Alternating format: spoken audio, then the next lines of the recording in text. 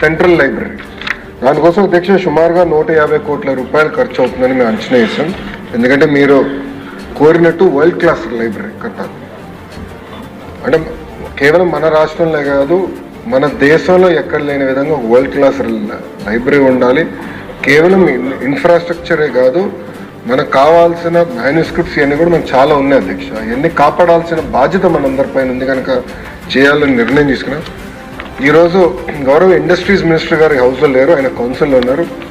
TG Bharat గారు నేను ఇట్లానే సింగపూర్లో మాట్లాడుతున్నప్పుడు ఆయన పర్సనల్గా తీసుకుని శోభా డెవలపర్స్ అని వరల్డ్ వైడ్ వాళ్ళు ఉన్నారు అధ్యక్ష. వాళ్ళు యాక్చువల్లీ ఆంధ్రాకి సంబంధం లేని వారు, బట్ వాళ్ళు ముందుకు వచ్చి మీ రాష్ట్రం మంచి లైబ్రరీ చేస్తుందని మేము విన్నాము అని 100 కోట్ల రూపాయలు శోభా డెవలపర్స్ ఈరోజు ఆంధ్ర రాష్ట్రానికి వాళ్ళు డబ్బులు ఇస్తాం కూడా జరిగింది.